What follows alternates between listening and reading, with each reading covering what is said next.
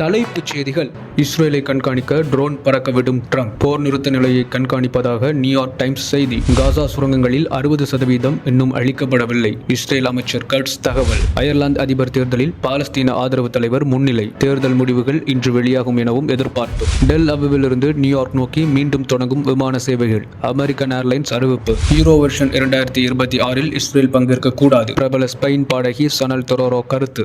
இனி விரிவான செய்திகளை பார்க்கலாம். இஸ்ரேல் மற்றும் ஹமாஸ் இடையேயான போர் நிறுத்த நிலையை கண்காணிக்கும் நோக்கில் அமெரிக்க ராணுவம் காசா மற்றும் இஸ்ரேல் வான்பரப்பில் உளவு ட்ரோன்களை இயக்கி வருவதாக நியூயார்க் டைம்ஸ் செய்தி வெளியிட்டுள்ளது. போர் நிறுத்த நிலையை பற்றிய இஸ்ரேல் தரப்பின் தகவல்களில் அமெரிக்க நிர்வாகம் முழுமையான நம்பிக்கை வைக்காததால் காசா பகுதியில் நடக்கும் நிகழ்வுகளை நேரடியாக அறிந்து கொள்ளும் நோக்கத்துடன் இத்தகைய ட்ரோன்கள் இயக்கப்படுகின்றன என செய்திகள் தெரிவிக்கின்றன. மேலும் இஸ்ரேல் தெற்கில் புதிதாக அமைக்கப்பட்ட அமெரிக்க இஸ்ரேல் குடிமை ராணுவ ஒருங்கிணைப்பு மையத்தின் பணிகளுக்கும் இந்த ட்ரோன்கள் உதவுகின்றன என அறிக்கை கூறுகிறது. காசா மீது அமெரிக்கா உளவு பார்ப்பது புதியதல்ல என்றாலும் இஸ்ரேலின் வான்பரப்பில் கூட ஆளில்லா விமானங்களை இயக்கி இஸ்ரேலின் மீது நம்பகத்தன்மையில் உள்ள குறைபாடுகளை வெளிப்படுத்தியுள்ளது அமெரிக்கா. காசா சுரங்கங்களில் 60% இன்னும் அளிக்கப்படவில்லை என இஸ்ரேல் அமைச்சர் கட்ஸ் தெரிவித்ததாக தகவல்கள் வெளியாகியுள்ளது. காசா முழுவதும் உள்ள ஹமாஸ் சுரங்கங்களில் சுமார் 60% இதுவரை அளிக்கப்படவில்லை என சமீபத்தில் இஸ்ரேல் வந்த அமெரிக்க துணை அதிபர் ஜெடி வான்ஸிடம் இஸ்ரேல் பாதுகாப்புத்துறை அமைச்சர் இஸ்ரேல் கட்ஸ் தெரிவித்துள்ளார். இதுகுறித்து சேனல் 12 வெளியிட்ட செய்தியின்படி அந்த சுரங்கங்களில் பாதி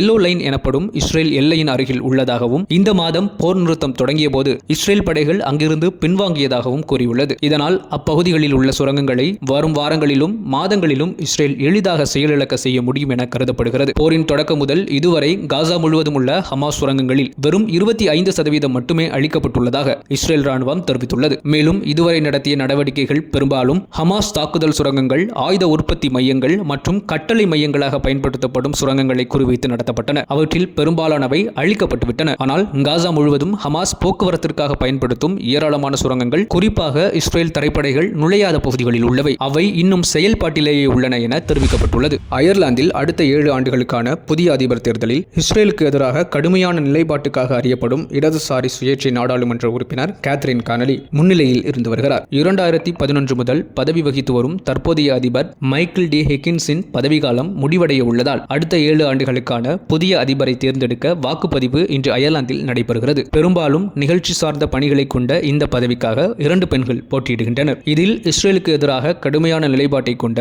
இடதுசாரி சுயேட்சை நாடாளுமன்ற உறுப்பினர் கேத்ரின் கானலி முன்னிலையில் உள்ளார்.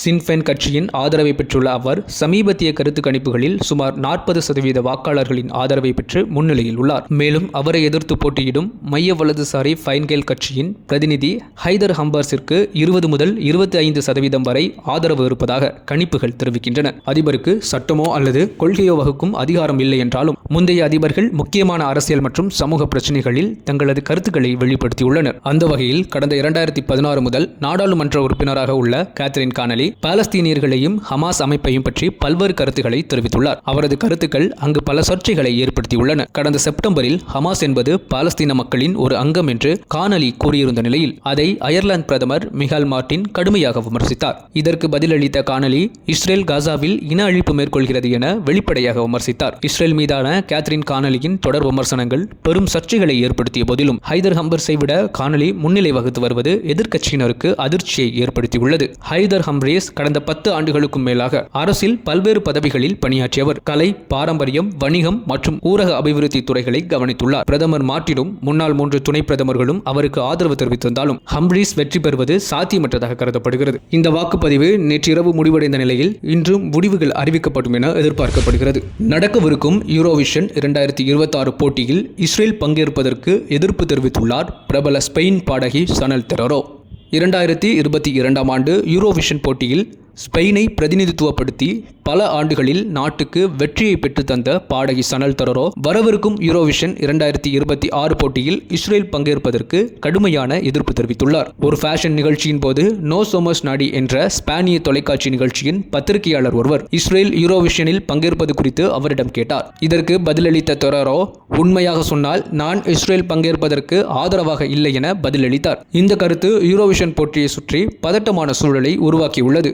ஐரோப்பிய ஒலிபரப்பு ஒன்றியம் சமீபத்தில் இஸ்ரேல் பங்கேற்பு குறித்த வாக்கெடுப்பை ஒத்திவைத்துள்ளது. இறுதி முடிவு டிசம்பர் 4 மற்றும் 5ஆம் தேதிகளில் நடைபெறும் பொதுக்குழுவில் எடுக்கப்படும் என்றும் அறிவிக்கப்பட்டுள்ளது. ஸ்பெயினின் பொதுமக்கள் ஒலிபரப்பு நிறுவனம் இஸ்ரேல் போட்டியில் பங்கேற்க அனுமதிக்கப்பட்டால் யூரோவிஷன் 2026க்கு எங்கள் நாட்டிலிருந்து எந்த பிரதிநிதியையும் அனுப்ப மாட்டோம் என்று அறிவித்துள்ளது. முன்னெப்போதும் இல்லாத இந்த முடிவு யூரோவிஷனின் பிக் 5 நாடுகளின் ஒன்றான ஸ்பெயின் எடுத்துள்ள முக்கிய நிலைப்பாடாகும். இதுபோன்ற முடிவுகளை அயர்லாந்து, ஐஸ்லாந்து, நெதர்லாந்து மற்றும் ஸ்லோவானியா ஆகிய நாடுகளும் அறிவித்துள்ளன. சனல் தெரோராவின் கருத்து குறித்து ஸ்பெயின் ஊடகங்களில் கலவையான எதிர்வினைகள் எழுந்துள்ளன. நோ சோமஸ் நாடி நிகழ்ச்சியில் தொகுப்பாளர் கார்லட்டோ கொரட்டரோ மற்றும் பெலன் எஸ்டீஃபன் ஆகியோர் தெரோராவின் நிலைப்பாட்டை விமர்சித்தனர். ஸ்பெயினுக்கு பல ஆண்டுகளில் மிக உயர்ந்த மதிப்பெண் பெற்றவர் என்ற வகையில் அவர் தனது கருத்தை இன்னும் தெளிவாகவும் வலிமையாகவும் வெளிப்படுத்தியிருக்க வேண்டும் என அவர்கள் குறிப்பிட்டனர். இஸ்ரேல் யூரோவிஷன் 2026இல் பங்கேற்பது குறித்து இறுதி தீர்ப்பு இன்னும் நிலுவையில் உள்ளது. அதற்கான முடிவு வரும் டிசம்பர் மாதம் நடைபெறும் EBU பொதுக்குழு கூட்டத்தில் அறிவிக்கப்படும் என எதிர்பார்க்கப்படுகிறது. 2 ஆண்டுகளுக்கு பிறகு அமெரிக்கன் ஏர்லைன்ஸ் மீண்டும் இஸ்ரேல் சேவையை தொடங்கியுள்ளது. காசா போரின் காரணமாக 2 ஆண்டுகளாக நிறுத்தப்பட்டிருந்த நியூயார்க் ஜான் எஃப் கென்னடி சர்வதேச விமான நிலையம் மற்றும் இஸ்ரேலின் பென் குரியன் விமான நிலையம் இடையிலான நேரடி விமான சேவையை 2026 மார்ச் 28 முதல் மீண்டும் தொடங்க இருப்பதாக அமெரிக்கன் ஏர்லைன்ஸ் கடந்த வெள்ளிக்கிழமை அறிவித்துள்ளது. டெல் அவிவிலிருந்து நியூயார்க் நோக்கி செல்லும் விமான சேவைகள் 3 நாட்களுக்கு பிறகு மீண்டும் தொடங்கும் எனவும் டிக்கெட் விற்பனை அக்டோபர் 27 முதல் ஆரம்பிக்கப்படும் எனவும் அந்நிறுவனம் தெரிவித்துள்ளது.